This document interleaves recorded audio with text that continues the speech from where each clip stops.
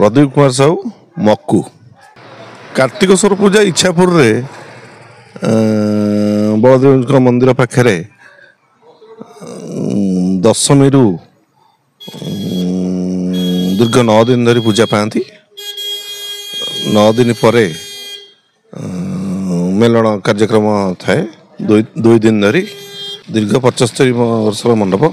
ये मंडप हूँ माँ चक्रवासुड़ी पूजा कमिटी इच्छापुर ये मंडप आमर पूर्वर आम बड़ भाई कि पूर्वर बापा दादा सब करुले आम से संस्था को बजाय रखीचु 7 दिन मंडप पूजा रे आमर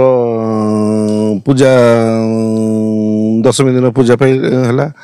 आमर डेकोरेशन भी सबुठारु बड़ डेकोरेशन आ भल डेकोरेशन ही आमर है प्रति वर्ष है किसी सांस्कृतिक कार्यक्रम भी मजे चल भसाणी दिन आमर शारदा बैंड ब्रह्मपुर से भसाणी मेलन रे जिबे आउे घुमुरा बाजा आ लाइटी ये सब डेकोरेशन जो जाकजमक जाई बलदेव जी मंदिर रथदाण्ड मेलन मंडप सेठी जाइए प्रथम दिन रे सेकेंड दिन से भोग पाई भसाणी हम ठाकुर पाणी की जीवे ना भवानी शंकर पत्री मु चक्रवासुड़ी क्लब रो जूनियर सदस्य आमर पूजा पंचुक दशमी आरंभ हुए दीर्घ 9 दिन धरी 9 दिन पर ठाकुर भसाणी शोभा यात्रा हुए ये चक्रवासुड़ी क्लब इच्छापुर बहुत कम मेम्बर रे जेतिकी भी करूँ बहुत भल जिनस करूँ जहाँकि आमर रही ब्रह्मपुर शारदा बाजा इवेंट्स लाइट ढेंकानाल सिंह बाजा अन्य सांस्कृतिक प्रोग्राम 2 दिन धरी भसाणी यात्रा हुए 10 और 11 नवेम्बर 10 तारिख दिन ठाकुर आमर बाहरिकी जाती बड़ मंगलार भोग खाई बलदेवी महाप्रभु रथदाण्ड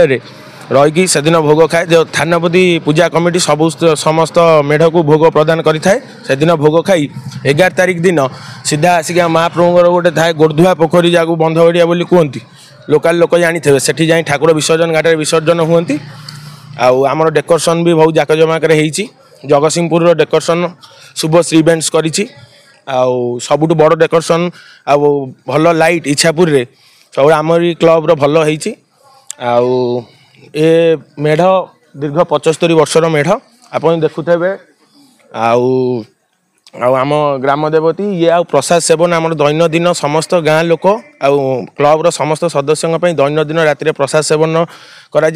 स्पेशली पंचुक 5 दिन दही पखाड़ कानिका सबुदिन सकाଳେ बंटन करा समस्त लोकों जमी बलदेवी मंदिर जो मैंने दर्शन करने चक्रवासुड़ी क्लब सकाଳେ पंचुक कानिका दही पखाड़ खाइबे।